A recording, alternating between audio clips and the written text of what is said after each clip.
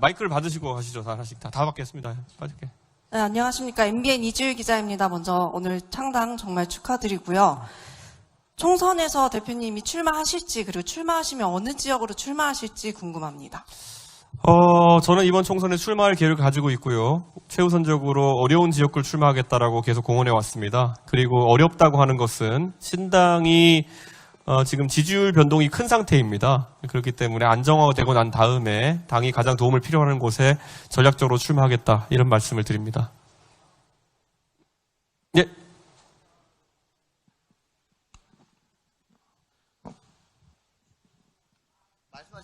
네. 쿠키뉴스 윤상호 기자입니다. 예. 창당 축하드립니다. 감사합니다.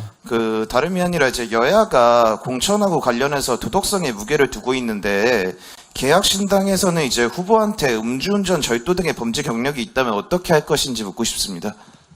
저는 제가 예전에 다른 당에 있을 때도 공천 기준에 대해서는 이렇게 판단해 왔습니다. 아무래도 공천자를 두 번 검증하게 되는, 사실상 선거를 통해서 유권자가 두 번 검증하게 되는 지역구 선거 같은 경우에는 도덕적 기준을 조금은 유도리게 가져가는 것이 옳다, 이렇게 판단하고, 또 비례대표 후보자 같은 경우에는 결국엔 당의 명부가 되는 것이기 때문에 좀 더 신중하게 기준을 적용해야 된다, 이렇게 생각하고 있습니다.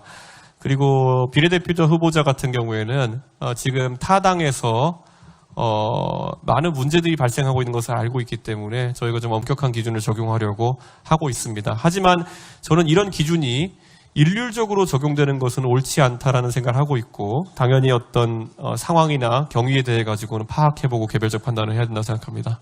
예.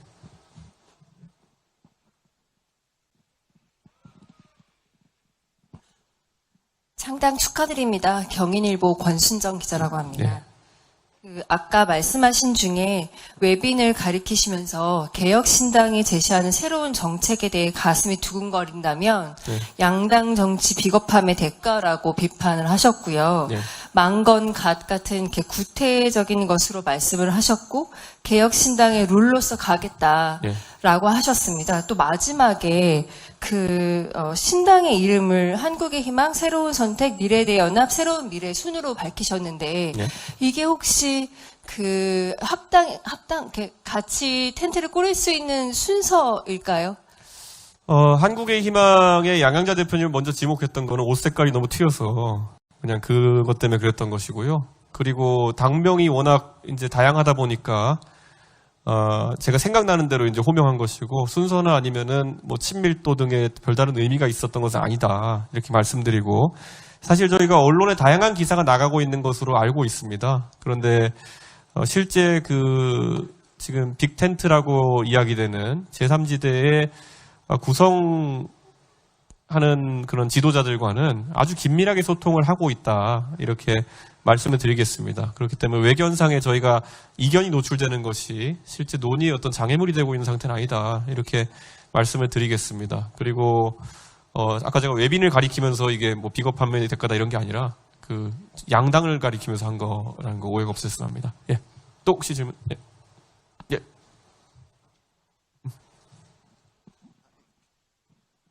예, SBS 김학규입니다. 지금 함께 말씀하신 거에 이어서 질문드리면, 예. 무작정 함께 할 수는 없잖아요. 예. 어떤 조건이 충족되면 함께 할 수 있습니까? 저는 개인적으로 저 개인에 대한 어떤 욕을 하거나 저에 대한 뭐 안 좋은 소리를 했다는 것은 전혀 기준이 아닙니다.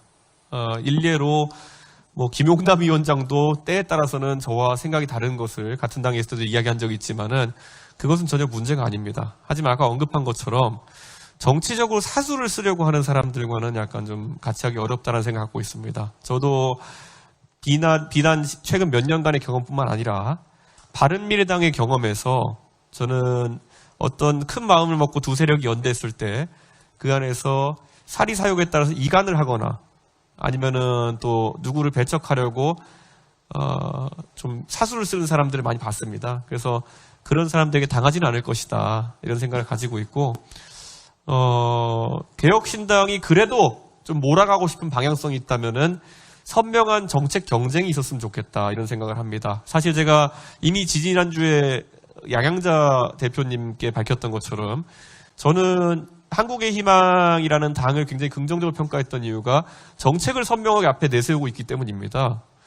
우리 당원들 중에서 양현재 의원님이 맨날 반도체 얘기만 하셔가지고 그거 왜 뭐가 있냐 하는 말씀을 하는 분도 있지만은 양현재 의원님의 교육과 그리고 기술에 대한 공약을 전반적으로 검토해 봤을 때 굉장히 저희도 수용할 수 있는 그런 내용이다라는 판단을 했습니다. 그렇기 때문에 저는 마찬가지로 각 당의 선명성, 아까는 제가 새로운 선택의 여성징병제 논의 같은 경우에도 저는 동의하지 않지만은 그 화두를 용기 있게 던진 것에 대해 가지고 흥미롭게 바라본다고 얘기했던 것처럼 이런 제3지대 아젠다가 나왔으면 좋겠다. 저는 다시는 대한민국의 총선이 이재명이 나빠요, 윤석열이 나빠요의 선거가 되지 않았으면 좋겠다. 거기에 번외편으로 민주당이 지금 김건희가 나빠요를 하려는 것 같은데 그건 제발 사법부에 가져가시라. 예, 저는 솔직히 명품백과 초밥이 붙으면 누가 이길지 관심도 없습니다, 이제는. 예, 그렇기 때문에 그런 지점은 철저하게 회피하는 제3지대가 됐으면 좋겠다. 이렇게 생각합니다. 예. 또 혹시 질문 있으신가요? 예. 네, 저 뉴시스 김경록 기자입니다. 예. 지금 여론조사 결과를 보면은 한동훈 위원장의 개인 지지율은 높아지는데 국민의힘 지지율은 좀 정체된 모습이 있거든요. 이 부분에 대해서 어떻게 생각하실지 궁금하고 또 개혁신당도 사실 이준석 대표님의 존재감이 워낙 크다 보니까 비슷하게 될 수 있지 않나 하는 생각도 드는데 이에 대해서 어떻게 보시는지 궁금합니다. 저희도 개혁신당 아까 당원 가입하신 분들의 에세이 수기를 다 공모를 해서 받아보고 참 이게 보통 돈 들여서 FGI라는 조사를 해가지고 과연 우리에게 어떤 지지층이 있는지 또 어떤 것을 바라고 있는지를 조사하는데 저희가 뭐 돈을 안 쓰기 위해서 그거 다 받아서 읽어봤더니만은 특이한 지점이 좀 있었습니다. 그래서 특히 저희가 판단하기로는 민주당과 국민의힘을 가리지 않고 이렇게 지지층이 흡수되는 모습을 지금 보고 있습니다. 예. 특히 아까 대표로 읽어주신 꽈배기 장사하신다는 우리 인천 부평구의 당원께서는 또 모친께서는 또 민주당 당원이셨는데 이번에 개혁신당에 참여하기로 마음먹으셨다는 이런 얘기를 하셨고요. 이런 것처럼 저는 개혁신당이 지금 지지세를 확장하는 과정은 지금까지 인물 중심의 정당이나 아니면은 특정 진영의 이중대 또는 비주류처럼 보이는 정당과는 모습이 많이 다를 것이다. 이런 기대를 조금 하고 있습니다. 예. 그리고 아까 제가 축사하다가 앞에 오랜만에 김종인 위원장을 앞에 모시고 이야기하다 보니까 잠시 12년 전의 기억이 떠올라서 이야기했는데요. 한동훈 장관의 개인적인 지지율과 당 지지율의 괴리가 있는 것은 아마 당내 다양성이 부족하기 때문일 것이고 그 다양성을 만들어 나가는 것은 결국에는 젊은 사람 또는 새로운 의견을 가진 사람이 의견을 얘기했을 때 그것을 어떻게 다루느냐에 달려있을 것이다. 이렇게 생각합니다. 여러분께서 언론인으로서 그 시기를 경험해 보신 분도 있고 안 경험해 보신 분도 있겠지만은 감히 제가 말씀드리면은 박근혜 비상대책위원장에 대해 가지고 정수장학회 문제에 대해서 할 말을 해라라고 지적하는 것은 지금의 한동훈 비대위원장에게 김건희 여사에 대한 문제를 지적하라고 하는 것 따위와는 비교될 수 없는 중대 불경죄였습니다. 그런데 거기에 대해 가지고 결국 처음에는 김종인 위원장께서 당연히 그런 의견 다뤄줘야 된다고 얘기하셨고 박근혜 대통령께서도 그 당시에 저한테 그런 것을 다뤄도 괜찮다는 이야기를 하셨기 때문에 오늘의 이준석이 있다고 저는 생각합니다. 저는 국민의힘도 그것을 이게 사실 12년 전에 국민의힘의 역사입니다. 그 역사를 되짚어봤으면은 뭐 본인들은 스스로 한동훈 비대위가 박근혜 비대위처럼 되길 바란다고 하는데 그때와 뭐가 달랐는지 백서 찾아보면 다 나올 겁니다. 예. 그때만큼만 하면 될 텐데 못할 겁니다. 예. 또 혹시 질문 있으신가요? 예.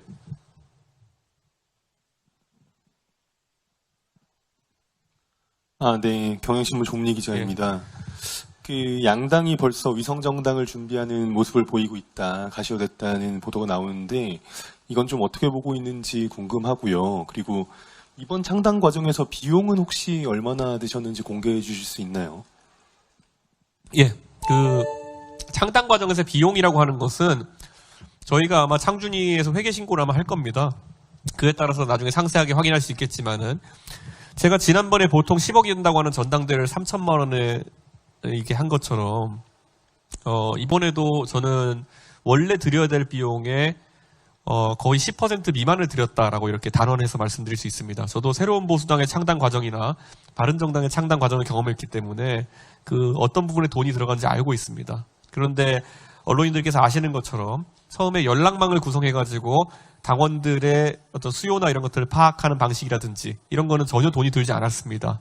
그렇기 때문에 아마 나중에 저희가 총선 끝나고 여유가 있으면은 이 창당의 과정 같은 경우에도 한번 백서로 만들고 싶을 정도로 뒤에 따라오시는 분들한테 모델이 될 수 있는 창당이었다. 저는 이렇게 말씀을 드리겠습니다. 그리고 또 질문이 뭐였죠, 하나가? 위성정당. 국민의힘에 계신 의원들께 이건 공지사항으로 알려드려도 될 건데요. 위성정당을 지난번에 미래한국당을 만들었을 때 미래한국당의 기호를 확보하기 위해 가지고 20명 정도의 낙천자를 미래한국당으로 보내가지고 기호 경쟁을 했습니다. 그 말인즉슨 이번에도 위성정당을 만들어서 기호 경쟁을 하겠다는 거는 여러분 중에 최소 20명은 낙천시키겠다는 이야기입니다. 그렇기 때문에 위성정당이 생긴다는 것의 의미가 무엇인지를 파악했으면 좋겠습니다. 예. 그리고 위성정당이라고 하는 것이 지난번에 이제 한번 국민들이 경험해 왔기 때문에 어떤 의미인지 알고 있을 것이다. 저는 이렇게 생각하고요. 위성정당은 지난 총선에서 위성정당에 소속된 영입인사나 비례대표 후보가 사실상 본체 정당의 선거운동을 하도록 금지되어 있는 그런 선거법 등으로 인해 가지고 한계점 많이 노출했습니다. 이번에도 그러면은 그런 한계점을 노출시키면서 위성정당을 할지는 두고 볼 일입니다. 네. 또 질문. 네. 네, 이투데이 이난휘입니다. 이제 창당을 했고, 그러면, 국민의힘의 한동훈 위원장이나 아니면 민주당의 이재명 대표를 예방하실 계획이 있는지 궁금하고요.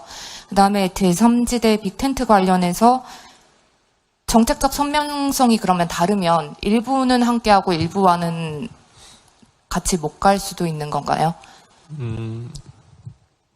저는 그것의 선택권이 저희에게 있지는 않을 것이다 이런 생각을 합니다. 왜냐하면은 연대라고 하는 것은 편안함과 불편함을 모두 감수해야 되는 지점이 있다. 저는 이렇게 생각합니다. 하지만 다만 저희가 다소 경계하는 것은 이것이 소위 말하는 자리를 놓고 상대 정당에서 이미 뭔가 약속해 놓은 것이 있는 사람들이 새로운 틀 안에서도 그것을 주장하고 한다 그러면은 그것은 단언코 거부할 것이다.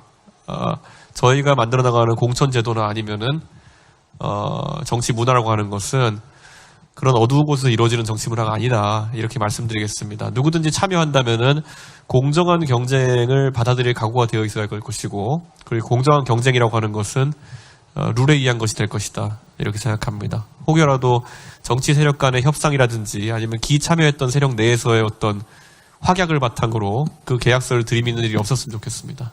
예, 또 혹시 질문? 예. 예, YTN 박광렬 기자입니다.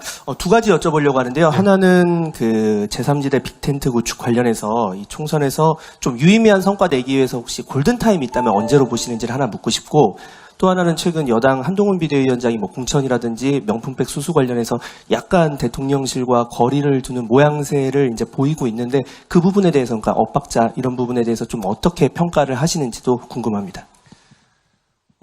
지금 아마 국민의힘에서 하는 모든 일들이 결국에는 이준석이 하자고 했던 것의 부분 집합보다도 못할 겁니다. 예, 그렇기 때문에 제가 예전에 10월 달에 강서 보궐선거가 끝난 이후에 그때 그 당시에 결심하면은 총선 때까지 남은 일수만큼 의석이 나올 수 있을 것이다. 제가 이렇게 말한 적이 있습니다. 근데 오늘로써 총선이 약 80여일 정도 남은 것 같은데요. 지금이라도 그런 결심을 하시면은 80석 정도의 성과를 낼 수도 있다. 그런 말씀을 드리고, 이렇게 얘기 드릴게요. 도대체 누가 내부 총질러였던 것인지 드러나지 않습니까, 이제? 예. 김건희 여사와 대통령의 통치 스타일이 바뀌어야 된다는 지적밖에 한 적이 없는 사람들이 내부 총질러였다면은 지금 니네가 다 내부 총질러자, 이 자식들아. 이렇게 말하고 싶습니다, 지금. 부끄러우면 손을 가슴에 얹어놓고 결국 남는 것은 권력욕밖에 없었다는 것을 그들이 자인하는 것이 첫 번째입니다. 지금 김건희 여사가 우려스러운 일들을 했다는 것에 대한 지적, 그리고 대통령께서 통치 스타일을 바꿔야 된다는 지적, 그 지적 말고 무엇이 내부 총질이었습니까? 예. 제가 돈을 달라 그랬습니까? 자리를 달라 그랬습니까? 지금 와가지고 그런 이야기를 한다는 것은 안에서 다른 의견 또는 옳은 의견을 내부 총질로 몰고 그것에 기반해서 자기들의 사리사욕을 채우려고 하던 사람들의 처절한 반성이 필요할 것이다. 저는 그런 생각을 하고 있습니다. 예. 골든타임이요? 빅텐트를 위한 골든타임이라고 하는 것은 저는 이미 지났다고 봅니다. 예. 사실 제 정당이 지금 창당을 기획하고 있고 그 창당 과정이 설 등과 겹쳐서 아주 순탄하진 않을 것으로 좀 보입니다. 그렇기 때문에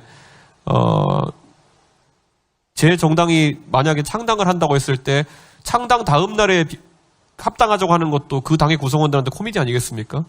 그렇기 때문에 저는 현실적인 논의를 통해 가지고 뭐라고 해야 될까요? 좀 우리도 할 수 있어시게 창당을 하지 않았으면 좋겠습니다. 그거는 할 수 있는 거 다 압니다.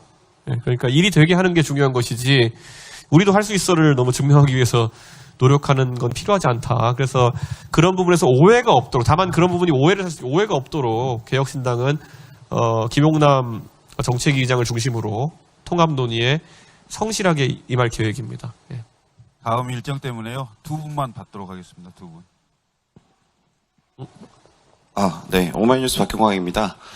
그 대표님 선거 전략으로 세대포 이론이 굉장히 유명하잖아요. 그래서 이번 총선에서 어떤 연령층에 좀 비중을 두고 계신지 궁금한데, 그 수락 연설에서 노인 지하철 무임 승차 관련해서 얘기를 좀 비중 있게 하셨는데, 이게 지금 현재 개혁신당의 당원 비중이 40, 50대에서 크게 좀 나타난 것과 관련이 있는지도 좀 궁금합니다. 세대포 이론이라고 하는 것은 사실 당의 체질을 개선하기에는 시간이 부족한 상황 속에서 2021년에 단기 전략으로 우선 등장했던 그런 이론이었습니다. 원래 어느 정당이든지 간에 고른 세대별 지지율을 확보하는 것이 무엇보다 중요합니다. 그렇기 때문에 세대포 이론이 모든 상황에서의 능사는 아니다, 이렇게 말씀드리겠습니다. 그리고 국민의힘은 공식적으로 세대포 이론을 부정하기 때문에 이번에 세대포 이론을 쓰지도 않을 것이다, 이렇게 말씀드리고요. 저희 개혁신당 같은 경우에는 세대라는 구분보다는 개혁성을 기준으로 가야 된다, 저는 이런 생각을 합니다. 그래서 개혁 성향이 강한 국민들의 표를 최대한 끌어올 수 있게 하겠다, 이렇게 지지층 전략을 구성하겠습니다. 그러기 위해선 대한민국의 수많은 금기를 건드려야 될지도 모릅니다. 그런데 저는 확신을 갖고 있습니다.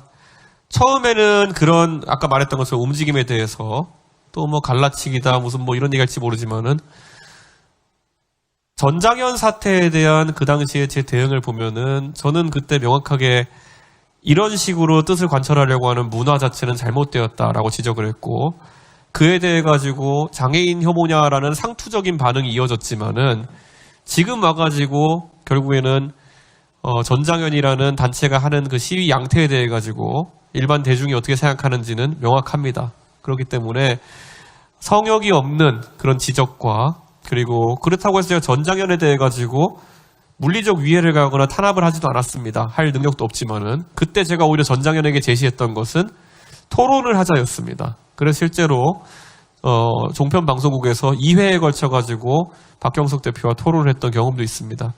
이제는 대한민국이 이것이 대한민국의 갈등 해소에 최적화되고 가장 평화롭고 무엇보다도 가장 속도감 있는 방식이라는 것을 다 알 것이라 생각합니다. 그렇기 때문에 저는 방금 전에 언급하셨던, 박 기자님 언급하셨던 그 노인 무임승차 건에 대해서도 대한노인회 회장님, 김호일 회장님, 제가 평소에 잘 모시던 분인데 다소간의 오해가 있으셨던 것 같습니다. 초기에 그 단신 처리된 문구를 보고 오해가 있으셨던 것 같은데, 또 대한노인회가 생각하는 그렇다면은 교통복지 개선안은 무엇인지 이야기를 듣고, 그것이 100% 옳다고 저희가 받아들일 건 아니겠지만 또 타협점을 찾아가는 과정은 당연히 그 전장현과의 선례를 보더라도 이어질 것이라고 예상하시면은 될 것 같습니다. 예. 대신 좀 이게 왜 저 혼자 해야 되는 과정인지 모르겠네요. 그러니까 모든 정당이 용기를 가지고 금기시되던 영역에서 사회 개혁을 위해서 힘쓰기 위해서 좀 앞으로 나아갔으면 좋겠습니다. 예. 예, 마지막 한 분만 받겠습니다. 예, 죄송합니다. 다음 일정 때문에. 예.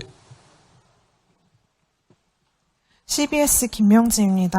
아까 그 여러 당과 함께 말씀하셨는데 예. 일전에 나왔던 그 비례대표 공천은 별도로 한다는 식의 느슨한 연대에 대해서 현재 시점에서 입장이 어떠신지 궁금하고, 또 아까 박종훈 대령 어머니 문자 언급하셨는데 어떤 내용인지도 궁금합니다. 개혁신당을 하면서 개혁에 대해서 자신감을 가지게 된 이유가, 제가 사실 저는 박정훈 대령하고 일면식도 없습니다. 거기에 더해서 박정훈 대령의 어머니와는 더더욱 일면식이었고 그분의 연락처도 알지 못했습니다.